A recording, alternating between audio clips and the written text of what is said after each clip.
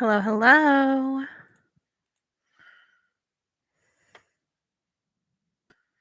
Okay, so we're live. Mm, Hi.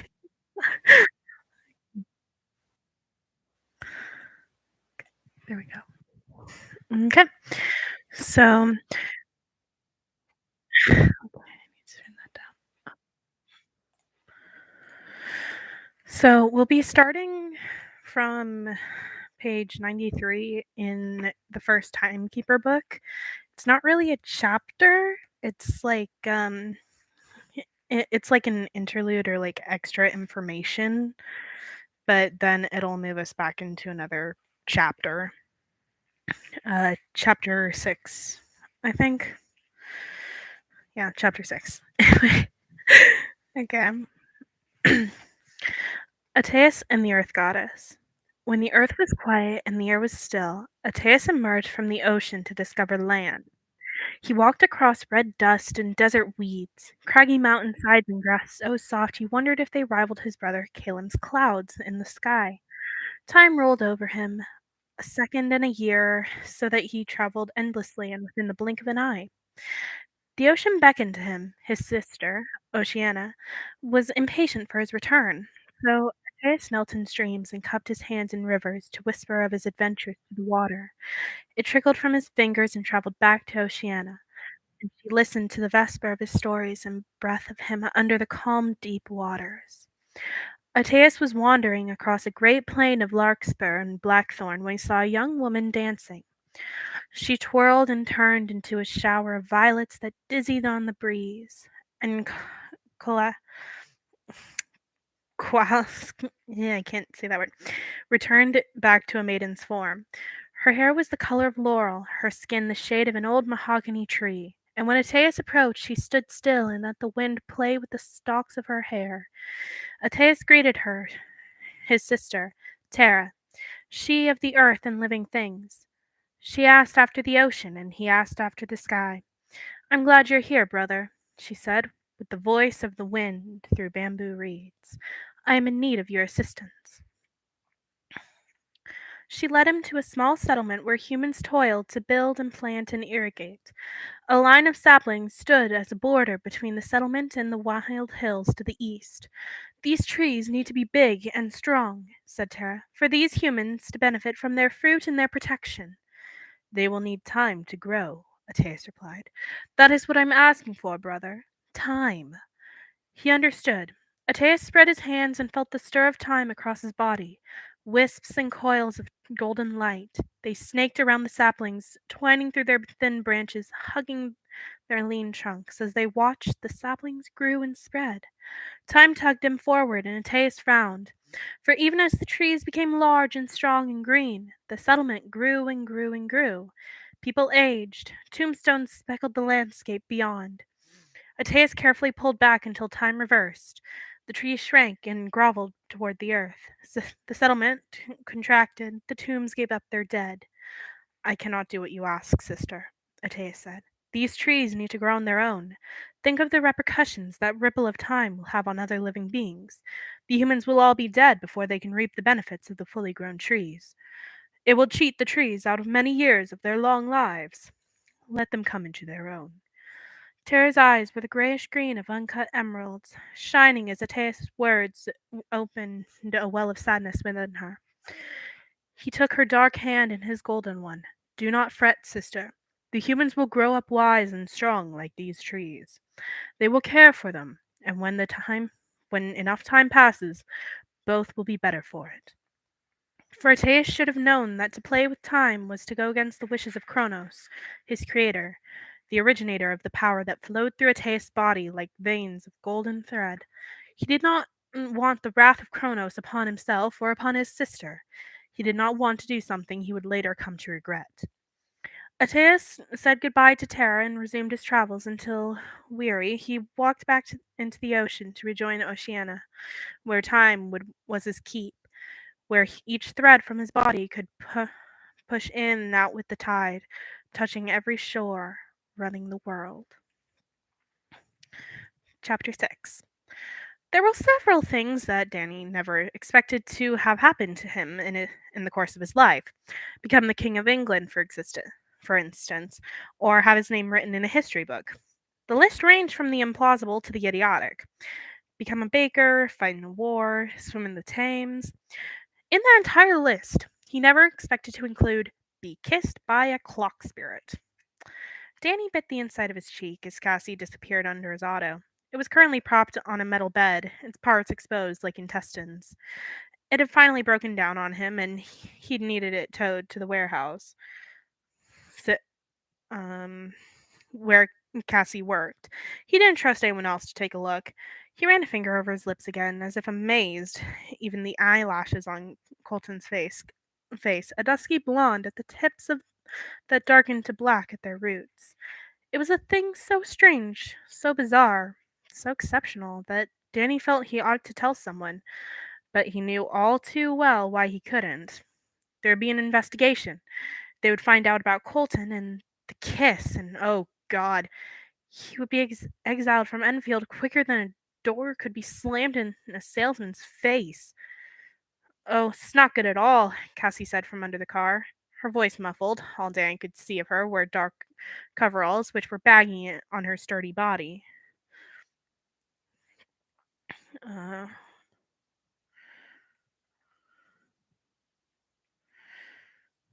uh, should I have my should I hand over my entire life savings then? Don't be dramatic, Dan. He kicked the sole of her boot. Then don't say dramatic things. Tell me what needs fixing. Everything. Danny pinched the bridge of his nose and counted to 5. When he looked up, Cassie was sitting with her back against the auto, her auburn hair streaked with oil. I just need to run for jobs, he said. Then you may need a new boiler, Dan. I'm telling you, they're making newer models that run like a song. Why don't you try one of those out when you've got the money? Loads easier than these clunky things. How much for the new boiler? 20 quid. He groaned. Due to his leave of absence, his pockets were not exactly bursting with riches. Either that or pay for another tow, Cassie said bluntly. Danny sighed and pulled out his wallet, hoping he had enough. Cassie examined the auto behind her. Danny knew that look. As expected, she began to disappear back under the framework. I think I forgot to check. Danny grabbed her ankles and pulled her back out. She glared at him from the floor. You've done all you can for now. Uh,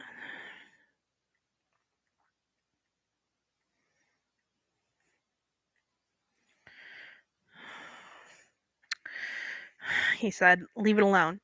She huffed a breath that stirred the loose hairs on her forehead, but her expression was strained. Danny remembered her face on the day her older brother's auto flipped and crashed, killing him instantly.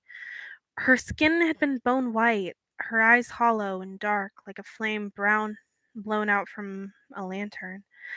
He'd felt the tremor between her body and his as he held her, as she wept and said that it was her fault, that William was dead because of her. Of course, that wasn't true. She couldn't have known that it would happen. Hadn't thought to check her brother's auto that day. It had been having problems, she said. She should have done more. Her sisters and remaining brother would blame her. It had been 10 months, and Danny still saw remnants of Cassie's terror each time he took off in his auto. He wanted to tell her he knew the taste of guilt, but the bitter burn on his tongue prevented him from saying anything. He knew it wouldn't give her any comfort. Her loss was finite, irreversible. His loss was caught in suspension. It'll be all right, Cass, he said gently. I know you'll do a great job. Her mouth quivered before she pressed it into a firm line, nodding. Cassie stood and redid her braid, resettling her mood just as she resettled the strands of hair. There's something else, isn't there? You've that look. Uh, it's nothing. But he considered it again. The thought standing with its toes curled over the very forefront of his mind, waiting to swan dive into the open. The color of amber, the sweet smell of mechanical oil, Colton's lips. Danny Hart, your face is red. She tried to pinch his cheeks, but shrieked when Danny picked her up. I'll find the nearest body of water and toss you in it, he warned her. All right, all right. He put her down. You're a touchy bloke. You know that? Would it really be so bad if Cassie knew? He could still see a fragment of fear caught in her eyes. He could provide her with a distraction at least. Ducking his head, Danny mumbled, A boy kissed me. Cassie drew in a breath to shout her glee, but Danny slapped a hand over her mouth just in time. She swatted him away to reveal a Cheshire cat grin. Who was it? Where? Do I know him? How old is he? Is he good looking? Danny wished he had a shield against the onslaught of questions. He picked one at random. It was in Enfield on assignment. Did it just happen? He nodded. Oh, that's marvelous. Who was it? Danny shrugged and looked at his feet. Just some bloke. Danny had been kissed before, but only twice. Once by Cassie when they were 12, to see what being kissed by a girl was like. She'd been offended when he hadn't liked it very much. The second time was by Barnaby Slacks, a fellow apprentice a few years later. Danny had liked that much better, but Barnaby had been relocated to Leicester after some trouble on his assignments, along with any chance of them growing closer. Since then, Danny had been too shy and too busy, and no one had been willing. Until now. A clock spirit, of all things. Cassie's face fell. You don't even know his name? No, didn't ask. Well, did you like it then? Did he kiss you like the way you like? She dropped her voice to a whisper. Did he use his tongue? Cass! Come on, I want to know. If he can tell anyone, it's me. He crossed his arms. He had no idea how to answer because he honestly didn't know. Liked it? Yes, of course. Impossible not to. But caution was slowly taking over that curious, shameful feeling of initially mistaken for excitement. He knew what happened to those who became too involved with their projects. Compulsive cleaning, installing unnecessary parts, and excessive tinkering had all landed mechanics in trouble. An entire town had been stopped because of this sort of misguided enthusiasm. Now that Danny knew the truth, he had a rather good idea of what happened 3 years before. The clock spirit of Malden must have reacted when Matthias left, and in much the same way, Colton had harmed himself to get attention. Only the Malden spirit hadn't just harmed herself, she destroyed herself. Perhaps punishment or out of grief or rebellion. This would cause nothing but trouble. Danny, you all right? Yes, I'm fine. Cassie's blaze of excitement died down to only the embers of interest. She gripped his arm. Don't worry. No one's bothered by it. Your mother isn't, despite whatever she says about grandchildren and all that nonsense. Danny was confused until he realized that she wasn't talking about clock spirits. That's not. He rubbed a hand against his face with a sigh. Never mind. Now he's being dramatic. Really, Dan, you've got nothing to worry about. Though he doubted that, he made himself smile for her. He reached into the wallet, found nothing but a humiliating truth awaiting him. Cass, he murmured, I don't have enough. Her eyes winced in sympathy. That's all right. We'll do it in installments, yeah? Which meant he'd have to dip into his new auto savings. Danny handed her £1 to start with. Fix it up, all right? You know I will. Don't offend me so. You go on home and rest. And Dan? He turned to find her glowering. Next time you better be decent and find out the bloke's name. He didn't want to tell her that there wouldn't be a next time. Home was not his first stop, despite Cassie's command to rest. That's all everyone ever wanted him to do now, as if he could sleep his life away until he woke up one morning to find all his problems solved. He went to the Mechanics Affairs building to ask if there was any news about the Malden Tower. The protesters were there again, a mix of people complaining about things they couldn't control. One woman held up a sign that read, The God of Time will be revived. A man with a thick mustache was shouting at her about paganism and how there was only one true God. Danny ran around the masses and into the building. The atrium was congested with busy mechanics and apprentices. He took to the stairs, first checking to see if he had any new assignments, but he found nothing in his folder. Vexed, he made his way to the lead's office. Two older mechanics were walking down the hall toward him. Danny's breath caught when he saw who they were. Tom and George were both well respected, having been mechanics for over 30 years. Tom was tall and broad, while George was short and stocky. Both wore the same look of importance that was not quite arrogance. Both were on the Malden assignment. The bigger one, Tom, walked with a heavy limp. He had lost his right leg to a defective bullet wound in the Crimean War 20 years back. Since then, he'd worn a mechanical prosthetic.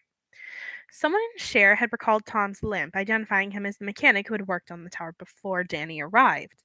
Seeing him now, Danny couldn't stop the shiver that rolled down his spine. He never liked Tom. Perhaps it was because his father, Matthias, had never gotten on with him. Maybe because Tom had been Lucas Wakefield's mentor and had always turned a blind eye whenever Lucas decided to poke and prod at Danny. There was something about the man that bothered him, some gruff distance. The two older men were in deep conversation, but stopped as soon as they saw Danny. George sighed. "Hello, Danny," Tom said wearily. This wasn't their first meeting since the accident. They had endured Danny's glares and suspicion, but since they'd been put in charge of the new Malden Tower, Danny had to change his approach. "Hello," Danny mumbled. "I was wondering, how are you?" "Get to the point, boy." Danny swallowed. He noticed that Tom was holding a long roll of paper in his hand. His heart leapt. "Are those the blueprints for the new Malden Tower?" The mechanics exchanged a look. George tilted his head slightly in inquiry, but Tom replied with a slight but clear shake of his own. "Danny, I'd like to know how it's coming along. I'm sure you've been there recently." Recently. Hmm. Yay, yawning. "If the lead hasn't said anything, we can't discuss it with you," Tom said. "Be patient." Danny, already tipping into frustration, allowed this to be the push he needed. "No, I'm tired of being patient. I have the right to know what's going on." "Move, boy," Tom grunted. But Danny stood his ground and curled his hands into fists. "I want to see those blueprints." Tom grabbed him by the vest and pushed him against the wall. Danny tried to pry the man's hand away, but it was thick and strong, like Matthias. He wished his old friend were here to punch Tom in the jaw for him. "Listen, you annoying bleeder. I don't care if you think you've got a right to know. Hundreds of people with families stuck in Malden deserve to know, but you don't see us lining them up for a rally. Don't think you can try to bully us just because you're the lead's favorite. I don't care if you're a broken little boy who needs to be treated special. That act's not working on me." "Come on, Tom," George murmured. "Leave the lad alone." Tom frowned before releasing Danny's vest. Danny leaned against the wall, fighting for breath as the two mechanics walked away without another word. A broken little boy, an act, the lead's favorite. None of it was true. But standing there, his chest throbbing with anger and disappointment, Danny wanted to believe at least one of them. He took a steam run omnibus home, leaving him with only a sixpence in his pocket. The house was empty, his mother was working late again. Danny stared at the pantry and rubbed a finger over his lips. If only life could be like the fairy tales, a short obstacle to overcome and a reunion at the end of it, with a small chance of blindness or a dragon thrown in to make things interesting. He jerked when the telephone rang. Thinking it might be Cassie or the lead, he banged a shoulder against the kitchen door to hurry into the hall. When he answered, an unfamiliar woman's voice floated from the receiver into his disappointed ear. "Is this the Hart residence?" "Yes, who's calling?" "Elizabeth Collins, over at McClure and Gamble firm. I spoke to a Mrs. Hart the other day." Danny gripped the mouthpiece harder. "This is her son. She's not in. May I take a message?" "I'm returning her call about the bookkeeping position here in Chelmsford. Will you let her know she's been selected for an interview in 2 weeks' time, Thursday at 10 o'clock?" Chelmsford. His throat was too tight to swallow, but he let out a strangled "Yes." "Thank you, dear. Have a nice day." He stared at the telephone until a loud and unpleasant blaring exploded from up. Oh my gosh. From the receiver, then slammed it down and went upstairs. He couldn't remember how to put away his socks. The rubbish bin stayed overturned where he'd kicked it. Unable to stand the questions that stabbed the backs of his eyes, he retreated to the bed.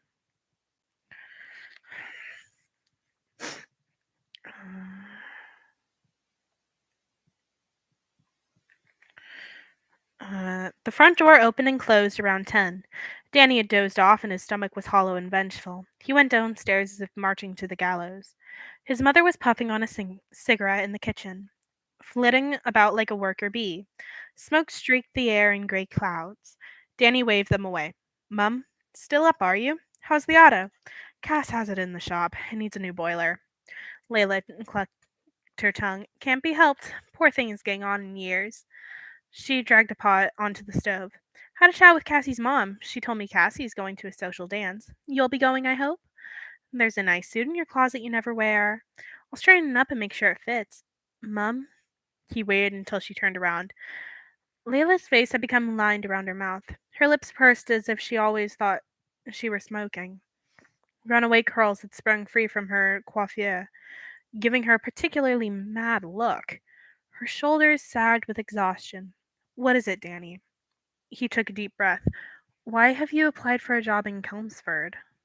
She stood, stock still, her dark eyes like a frightened deer's when the hunters caught a glimpse of it. She turned and rearranged the pot, then grabbed a few potatoes on the counter. Mum, it'll pay more than my current job, she said, studying the potato in her hand. Much more. Chelmsford is at least 2 hours away. How do you expect to get there every day? When she remained quiet, he finally understood. You want us to move? Chelmsford is a nice place, and my life's in London, he said. My friends, my job, my everything's here, Mum. Everything is in London. Then you can stay here, she said, and I'll move to Chelmsford. Life tilted a bit, and he looked at it from this new angle. Living in London without his mother. Was such a thing possible, or was it on the list of things he thought he would never happen? He knew he could have a place of his own, some grimy flat above a barber's shop. That's where people his age went to live, wasn't it? But then he would be truly alone.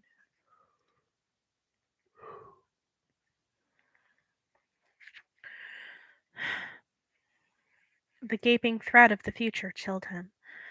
Perhaps his mother simply didn't want to be near him anymore. Perhaps finally she'd stopped caring. You have a job, you have connections. You'll be fine here on your own. Danny detected something stiff about her. Something in the way her eyes moved to the pot to avoid his gaze. He thought of Chelmsford and the towns around it, what the mechanics were trying to build on the very edge of its time zone, right where it met Malden's. You want to go because of Dad. He said the words slowly, his voice hard with accusation. You want to be closer to Malden. Danny flinched when she shoved the pot away with a scraping clatter. Of course I want to be closer to him. Why do you make it out to be like it's a bad thing? I miss him, Danny. We both do. Danny was alarmed and ashamed to see that her cheeks were wet. She turned and wiped her face around a sniff like paper tearing. It won't bring him back, he said quietly. They'd lived that first year in anticipation, thinking Christopher would come through the door at any moment. But just because his father now lived where time stood still didn't mean that their lives could stand still also. One sec.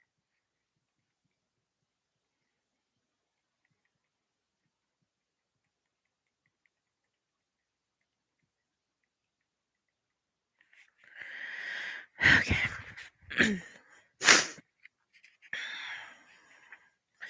I know that, his mother said.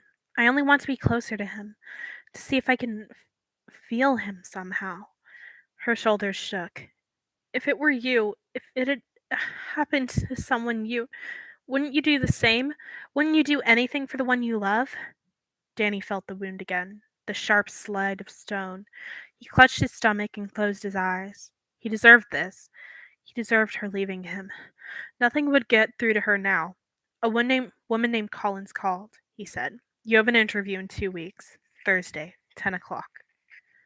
Layla turned her head. Her eyelashes formed into wet spikes. Thank you, Danny. He went to bed hungry. Okay. The news made the front page the next next day's paper. Rutherford, Rutherfield clock tower bombed. Citizens alarmed. Danny dropped the paper like it had caught fire. Bile burned the back of his throat. Don't leave it on the floor, his mother scolded. She bent to pick it up, but stopped when she reached the headline. She turned to Danny, horrified. He ran to the toilet just in time to empty his stomach.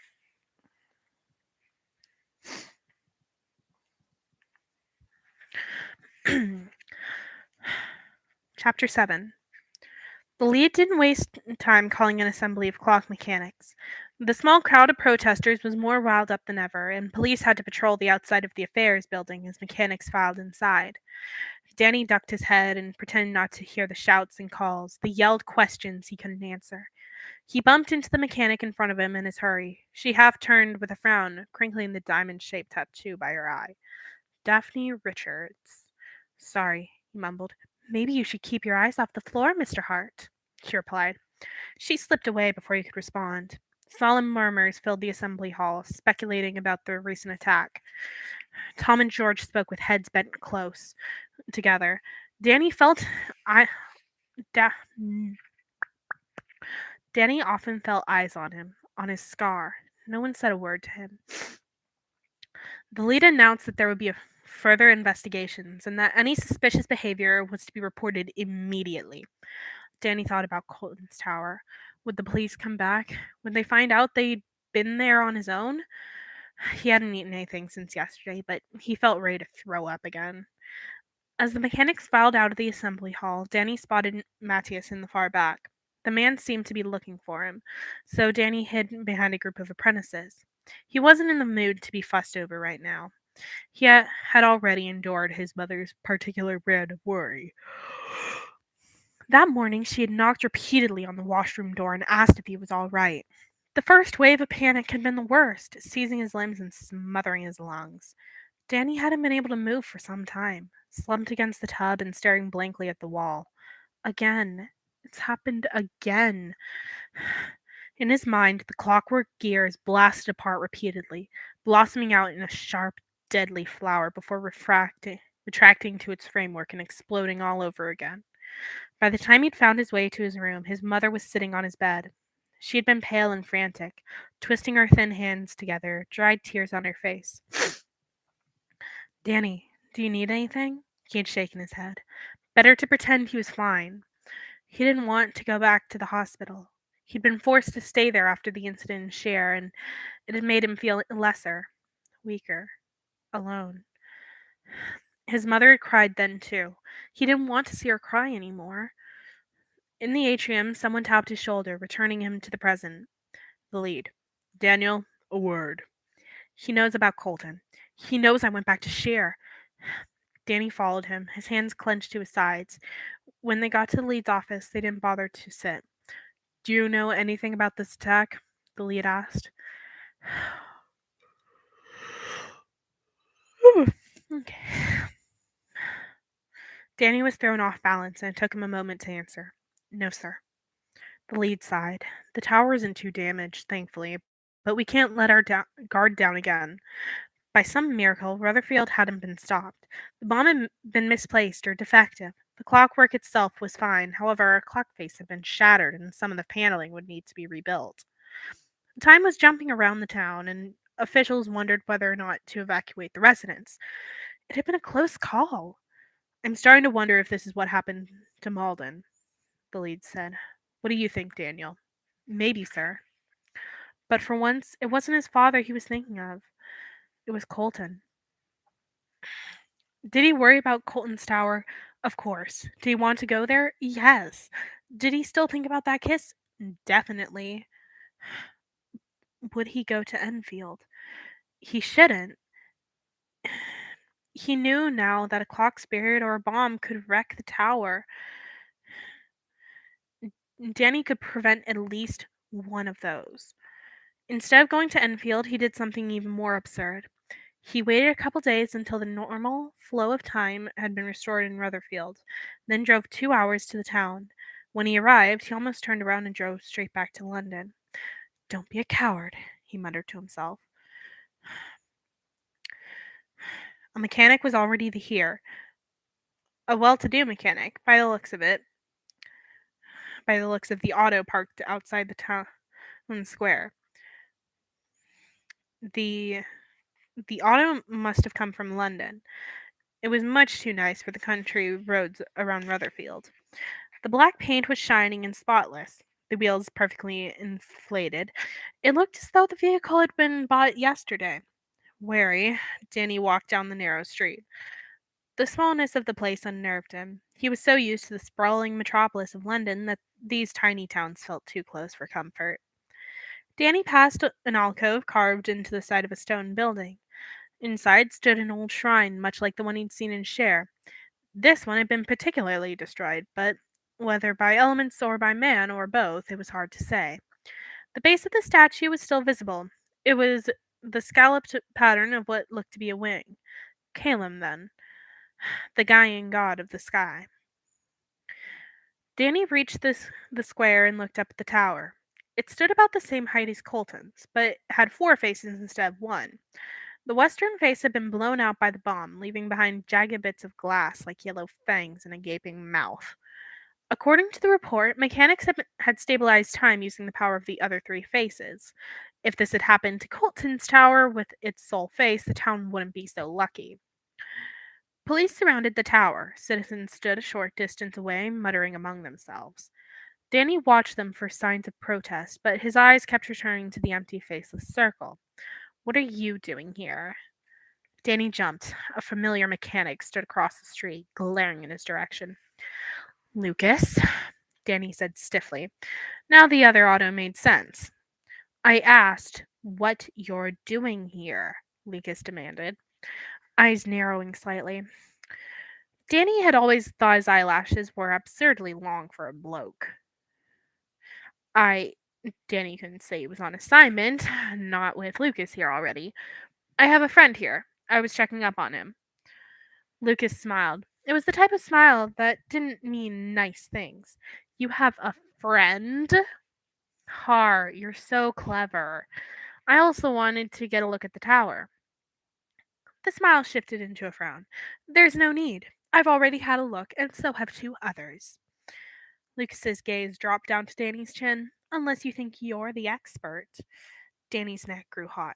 I'm curious, he said, heading for the tower. Lucas blocked his path. It's closed off. No one's allowed inside. Except for mechanics, right? Lucas grabbed his arm when Danny made to step around him. You're not a mechanic. You're an apprentice disguised as a mechanic. Danny yanked his arm away. Shove off. What's going on here? A constable had come to see what the commotion was about. Lucas put on an innocent show. No trouble at all, constable, he said, flashing his teeth in a grin. Unlike Danny, Lucas kept his brown hair neatly trimmed, just bordering an austere. Lucas's clothes were fresh and new, all crisp lines and gleaming buttons.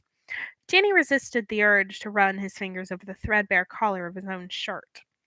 The officer grunted and moved away, already bored. If Danny had attempted that, he'd have been hauled off. There was something to say for looking like you had money. You're not going to figure out anything we don't already know, Lucas muttered. You think you can take some notes, report back to the lead, and be showered with praise as usual? It's not that simple. Why are you toadying up to him anyway? You miss your dear old dad so much you need a replacement? Danny's hands curled into fists, but he couldn't do anything in full view of the constables. Instead, he imagined someone pummeling Lucas's face until his teeth looked like the shards of glass above. He was right, though. There was nothing to be done here that the other that the others weren't already doing. Fuming, Danny turned to where his auto was parked. Lucas laughed at his back. He bumped into someone on the street and mumbled an apology. Danny hesitated, then decided he might as well make one last effort. Do you know anything about the tower?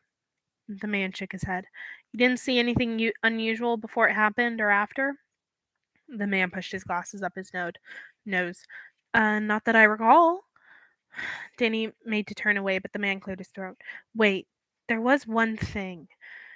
The night before, I was walking through the square on my way home. When I passed the tower, I thought I heard. What? Danny pressed. Well, it sounds silly, but I thought I heard someone crying. Danny's head was spinning with too many thoughts, and suddenly the house around him felt too small. Grabbing his coat, he decided what he needed was a walk to stretch his legs and some conversation to stretch his mind. Danny walked through Hyde Park and enjoyed the bracing autumn air. He watched ladies taking a morning stroll with their servants, gentlemen on horses, young girls acting as caretakers for rich children.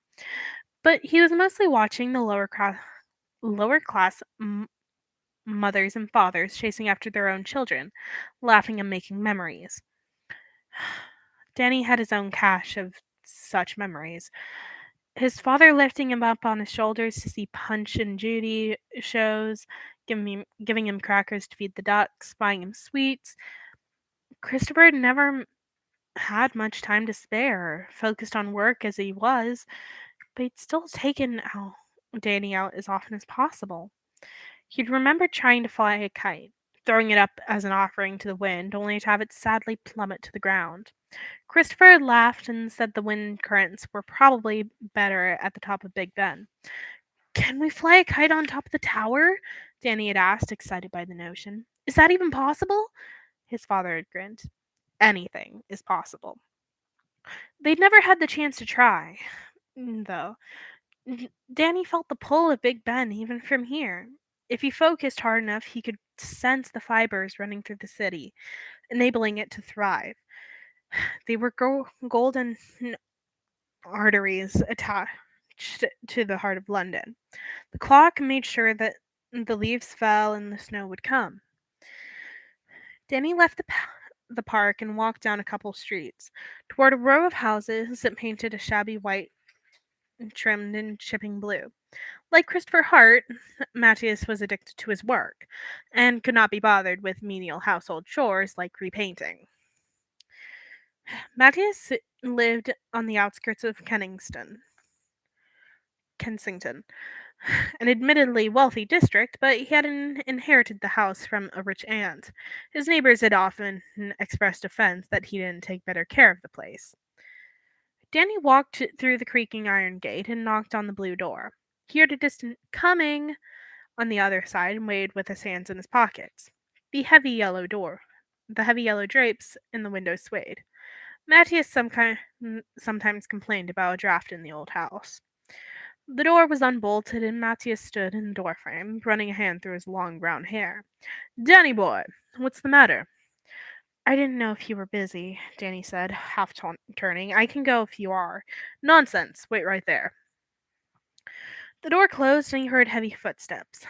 Danny burrowed his nose and mouth deeper into his scarf. Matthias never let him inside his house. When Danny had once asked why, he said he was embarrassed by the state of disrepair. Danny tried not to take it personally. Others would just as likely be turned away if there was anyone besides him who ever visited Matthias. The man emerged a minute later, dressed for walking, his hair tied back.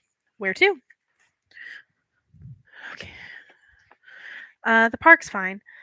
They set off in comfortable silence. Maddie glanced over a few times, but Danny's eyes stayed fixed on the ground. They followed the stone path through a corridor of trees and sat on an empty bench across from a mother and her young daughter who were eating a midday snack. The girl crumbled the bread of her sandwich for the hungry pigeons below. How's that house made of yours? Danny asked. Uh, wait, yeah. How's that house made of yours? Danny asked. Matthias let a room for extra income. Why do you bring him up? I thought I saw him at the window. No, it's that bloody draft again. I'll get to fixing it soon. He tapped his finger on his eyes and said, You've been thinking about Rutherfield. Who isn't thinking about Rutherfield?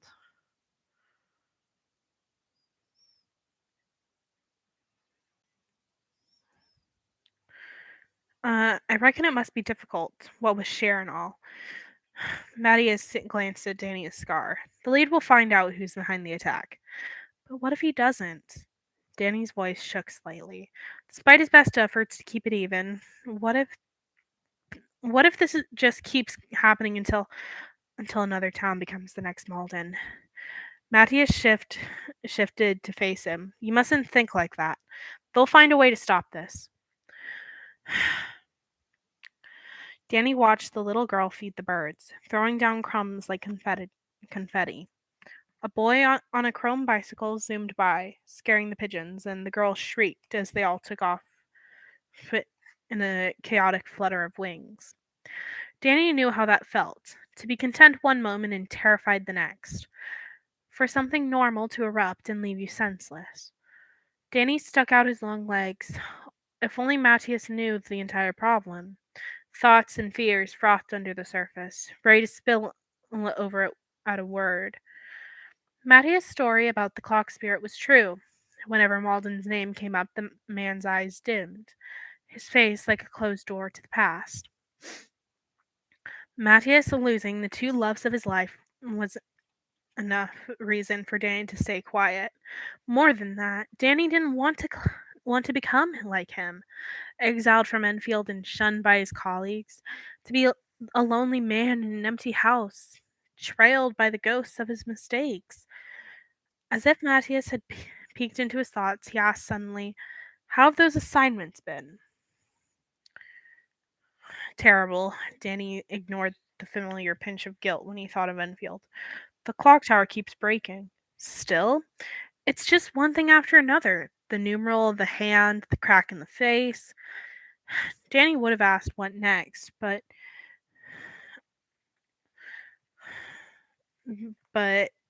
was irrationally afraid Colton uh, might hear and decide to do away with his pendulum just to vex him.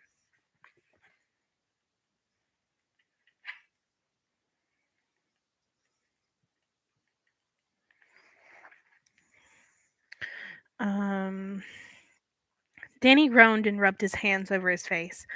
The tower sounds defective, Matthias said, eyebrows furrowed. I hear the one in Dover has been having problems as well. Has anyone else looked into it? Danny shook his head. The lead's doing his part, but I'm sure he's got enough to handle without breaking his back over this, too. Aren't you worried something might happen to the Enfield Tower? You can't afford another accident. I'm worried about you, Danny boy. You look tired. Danny swallowed. I probably won't go back there anyway. Again, he felt the burning desire to tell someone, anyone, about his encounter with Colton. But the words stuck in his throat. No one can know, he reminded himself firmly. But Matthias might understand. Matthias, Danny started, I was wondering if you could tell me what you know about clock spirits. The man looked at him sharply. Why? I just, I was curious, he lowered his voice, about, what happened to you. Matthias's tension eased. He looked older than Danny had ever seen him. Danny watched as Matthias put his closed eyes. Mm. Danny watched as Matthias closed his eyes and took a deep breath, pulling back the ghost. I'm sorry, Danny. I appreciate the thought, but I'm not in the mood. But I don't want to talk about it. Please. Danny nodded. He should have guessed that would be Matthias' reaction. It only reaffirmed that Colton was a secret he had to keep to himself, whether he liked it or not. He would have to weave his own lies over the truth until it became unrecognizable, until it became just another story. A torturous week passed. Each day felt years long. Danny prowled the house like an anxious tiger in a cage, looking for distraction.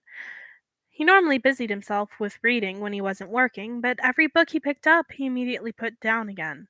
He found the collection of fairy tales in his bag, stared at it, and stuffed it back in with muttered curses.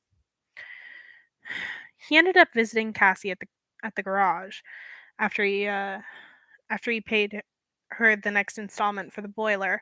They sat together for a cup of tea.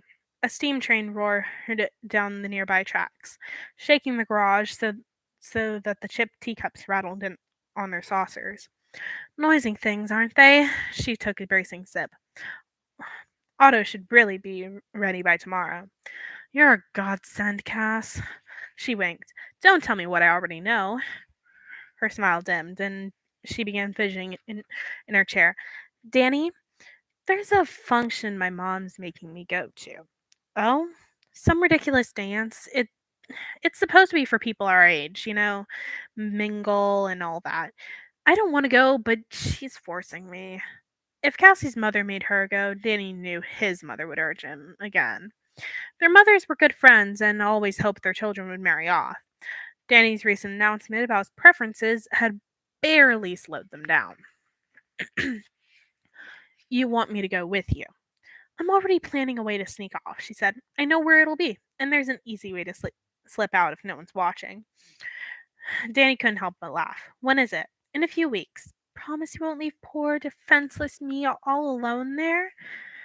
He snorted.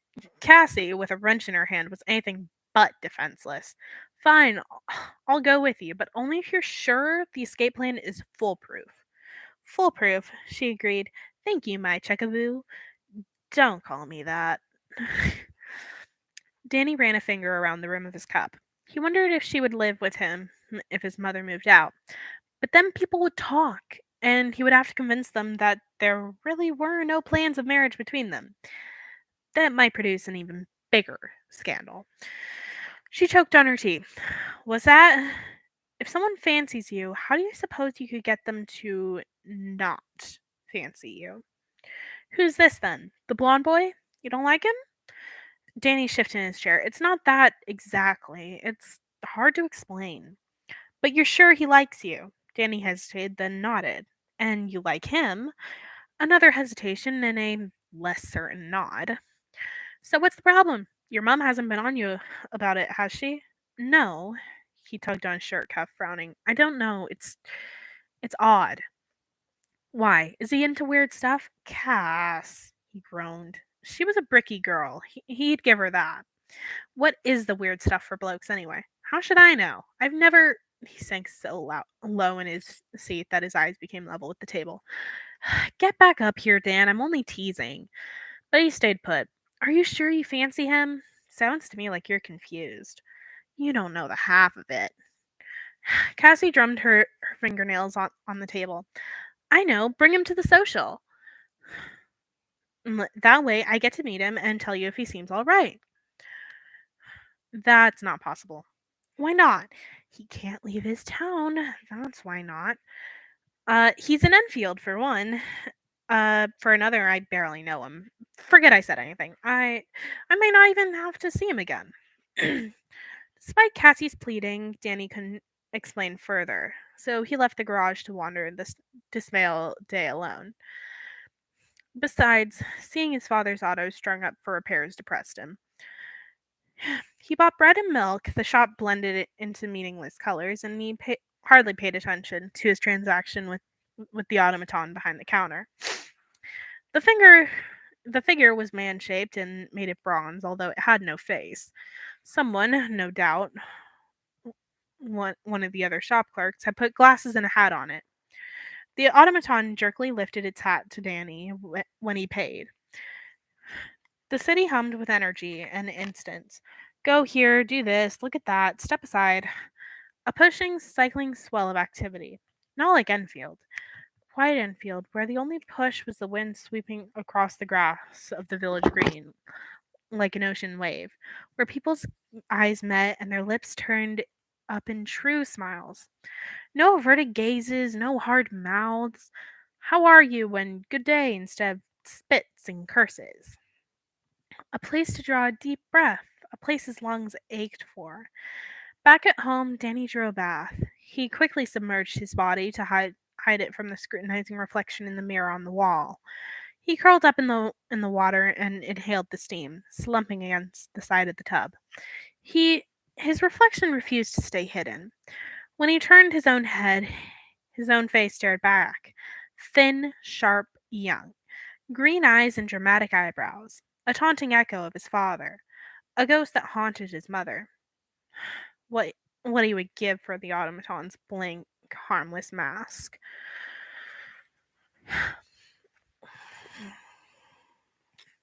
The telephone rang around noon, and he rushed to answer it.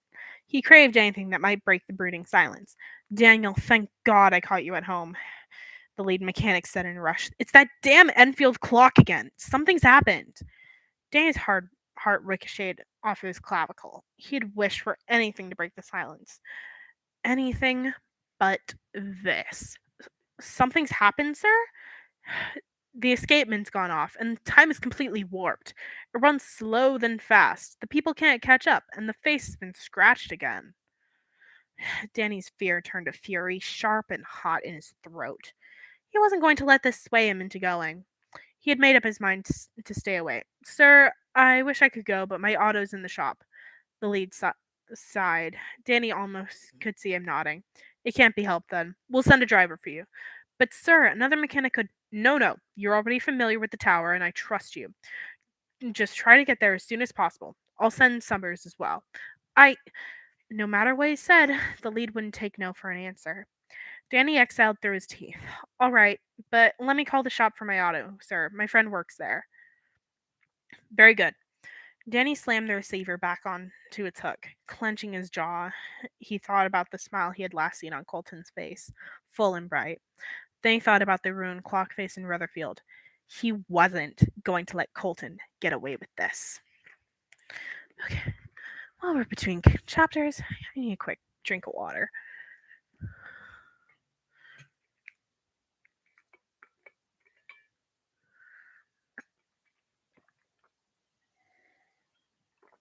Okay.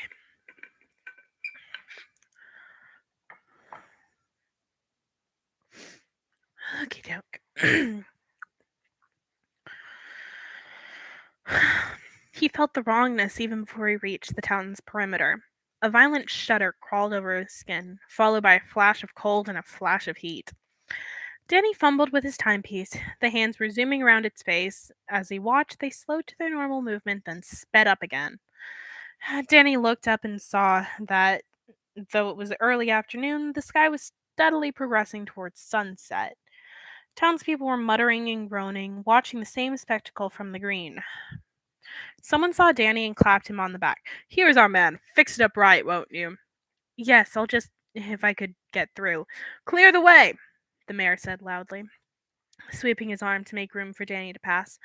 Still, a few people trailed behind, accompanying him to the base of the tower like some bizarre entourage. How was he supposed to work with these anxious people watching?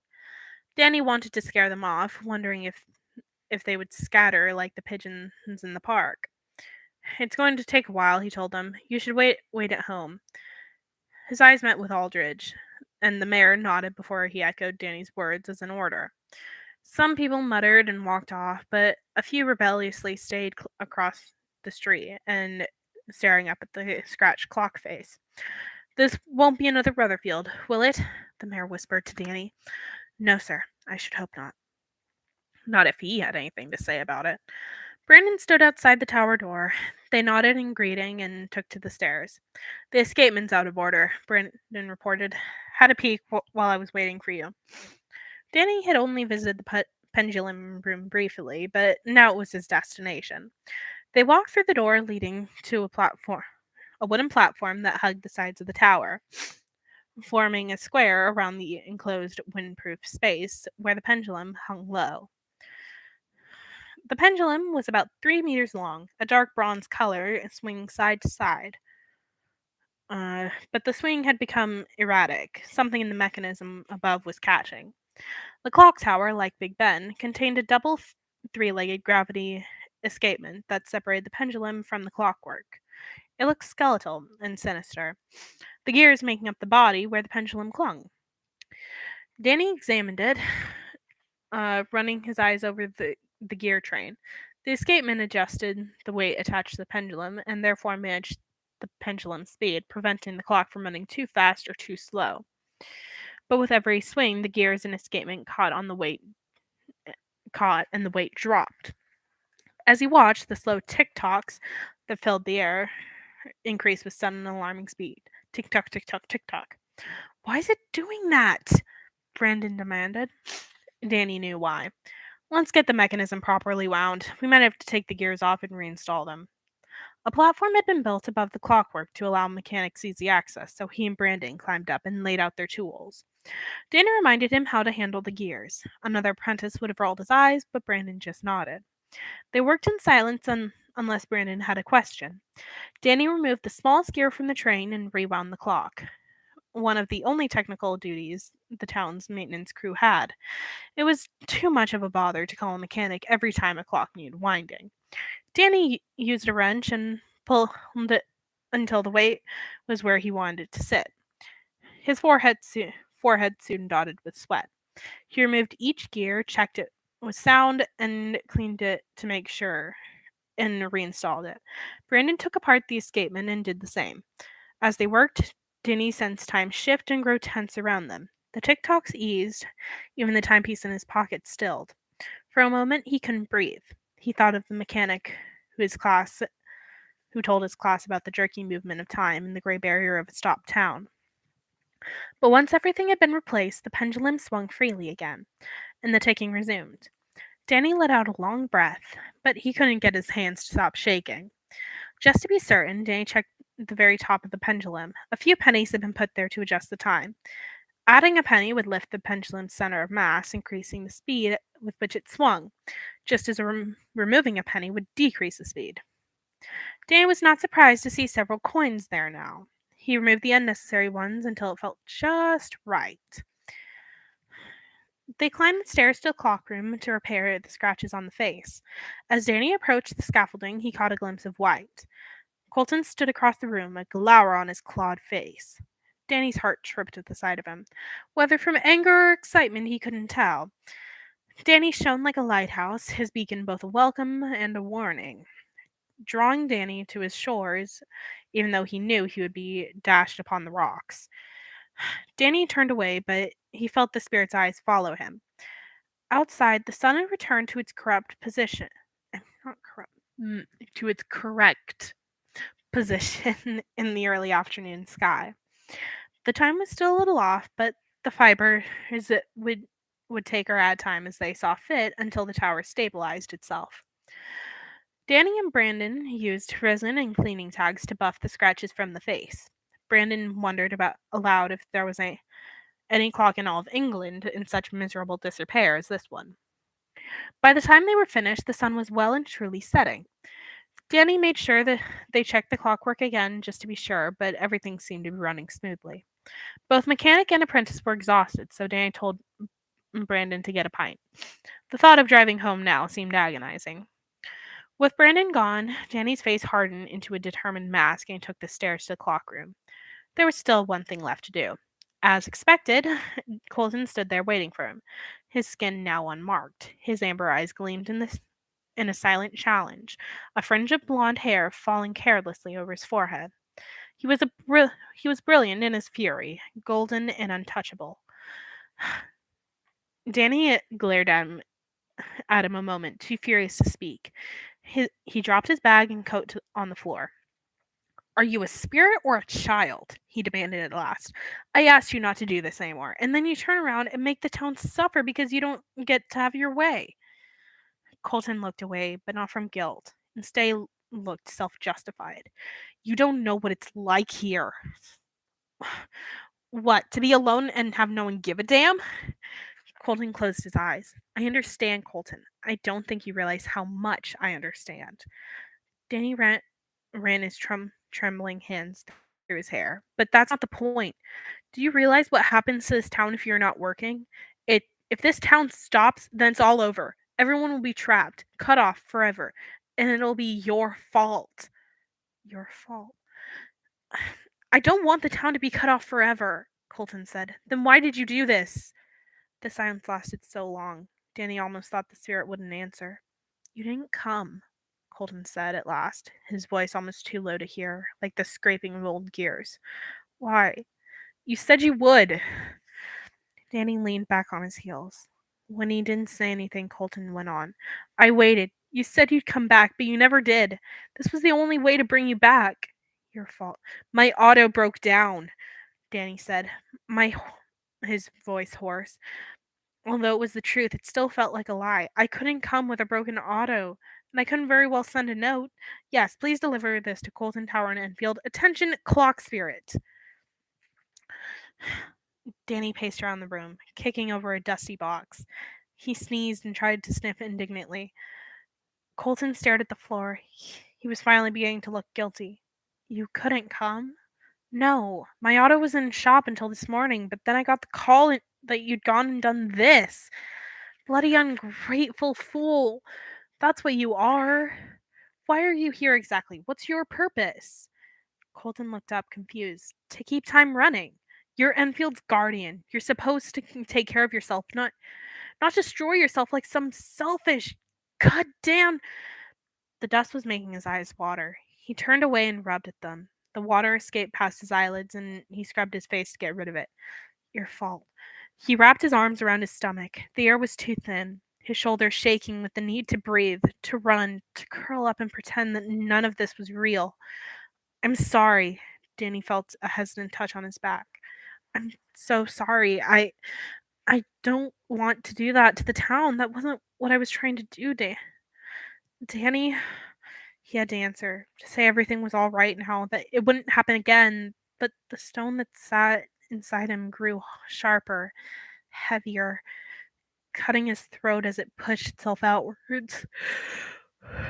It was me, he whispered to the floorboards. Colton stepped around him and touched his elbow. What? Danny closed his eyes. I'm the reason my father left. The stone was dislodged, but not completely gone. Colton's fingers on his elbow anchored him to the floor, his eager silence waiting for him to explain.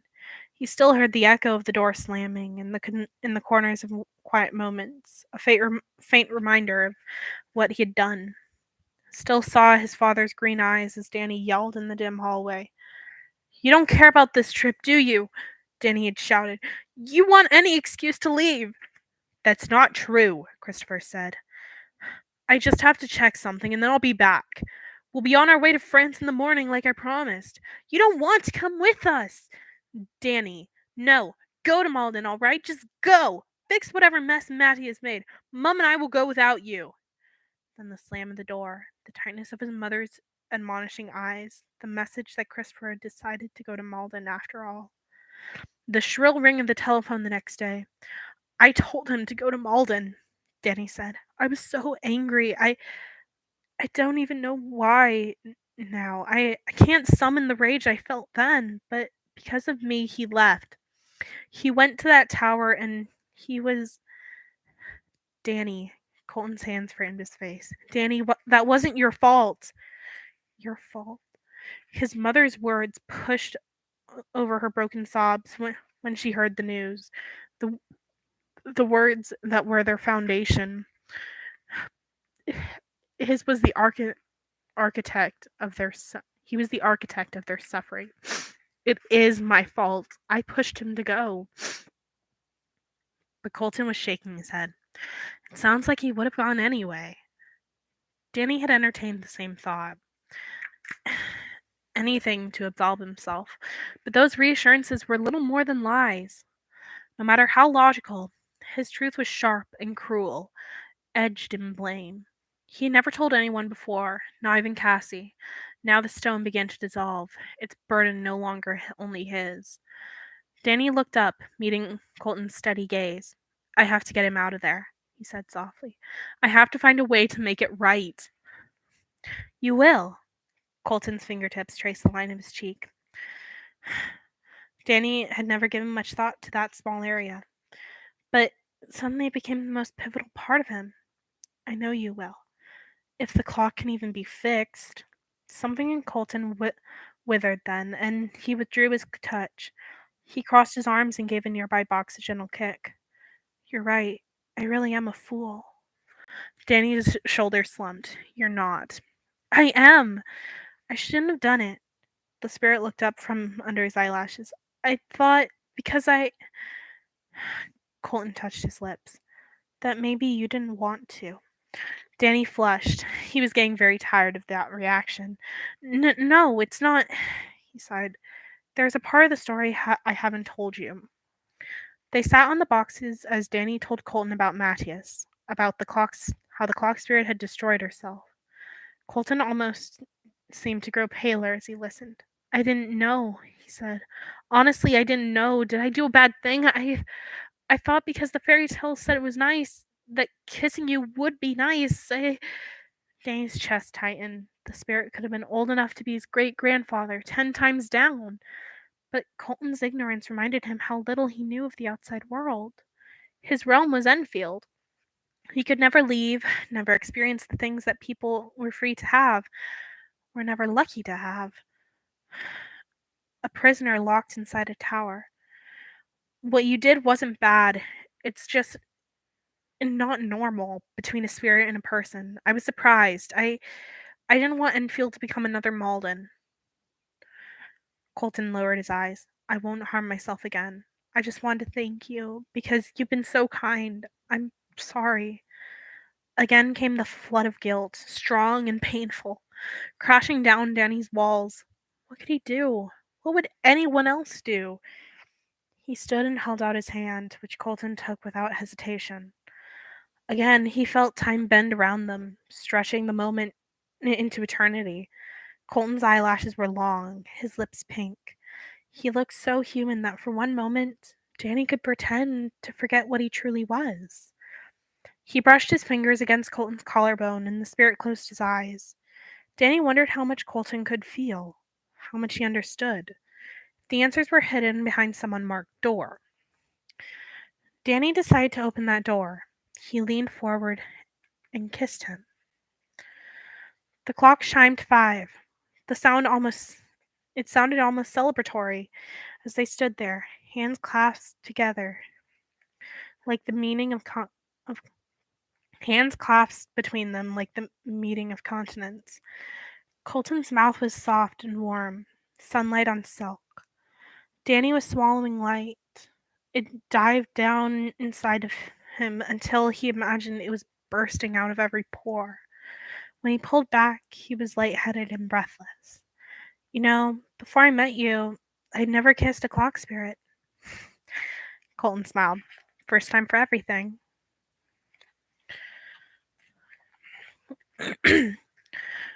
Worried that Colton would somehow forget his promise, Danny made sure to return to Enfield 2 days later. The clock tower was still standing and the clock running smoothly, much to his relief. Inside, Colton was waiting. What does the clock do to pass the time? Danny asked. Time usually goes by pretty quickly for me. I know it's been 2 days since you were last here, but for me it feels like a few hours. A few hours? Danny shook his head. It was odd to be here and not have something to do, but he'd brought his tools anyway. He set them down. Sometimes I wish time passed that way for me. You don't want that, Colton said, suddenly grave. You're a human. Life goes by way too quickly for you. If time went fast, you'd be gone sooner. Danny cleared his throat. He suspected Colton had no idea about what humans actually felt about death. I guess you have a point. How old are you, anyway? Uh, Colton tilted his head to one side, his amber eyes distant. I don't remember. I feel as if I've always been here. An auto rumbled down the street and Colton pointed at it through a window. I remember not knowing what those were. Suddenly, Danny's 17 worldly years seemed of little importance, long as they had been for him. They stood for a while regarding each other, uncertain what to do next. Danny had always come to Enfield with a purpose, but now he'd come merely to see Colton. Things were rapidly turning awkward. What did one talk about with the clock? None of his classes had ever covered that particular topic. You shouldn't even be here, he thought with a rush of nervous energy. Someone's going to start wondering why you come so often.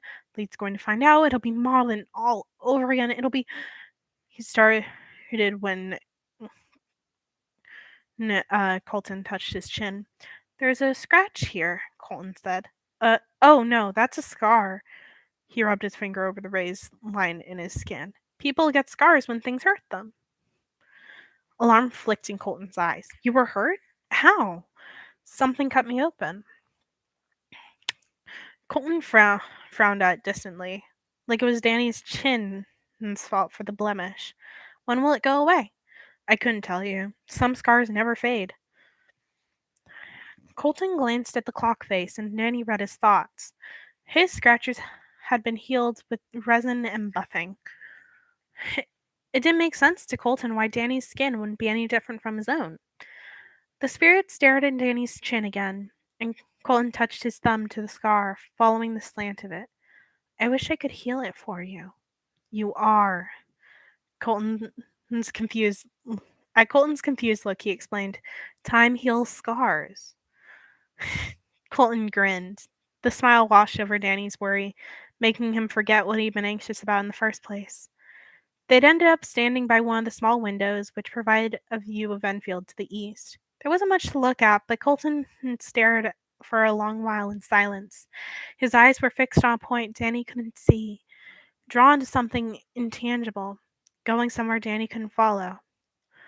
Are you allowed to leave the clock tower? Danny asked. I can't go very far. That's a shame. There are so many interesting sights outside of there. You should see London. It's brilliant. He caught the look on the spirit's face and could have hanged himself. I'm sorry, I wasn't thinking. Here I am making it worse.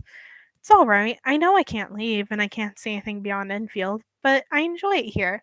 It's quiet and it's peaceful. I see the people come and go and learn about their lives and listen in on their problems. Sometimes I wish they knew I was here. Do you remember the wedding not too long ago? Danny nodded. I've wanted those two to end up together since they were children. It makes me happy to see these people live their lives. I like to think I'm living it with them. It did seem like a nice way to pass time, to watch people and become invested in their lives from a distance, like God parting the clouds to observe his worker ants below. I want. Colton paused, then shook his head. Well, it doesn't matter what I want. Still, his voice distant as he turned back to the window. It would be something being in another place. A spark of an idea caught Tinder. Uh, where would you like to go? I don't know.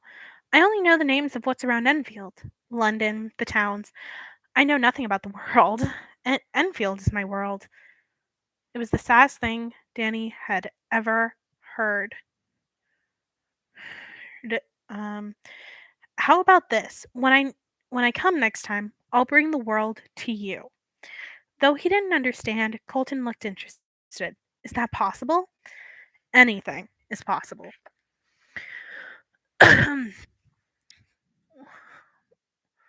So we read for about an hour and 12 minutes. I think we're gonna call it good there. Um, so thank you for tuning in, and I hope to see you all next time. Bye.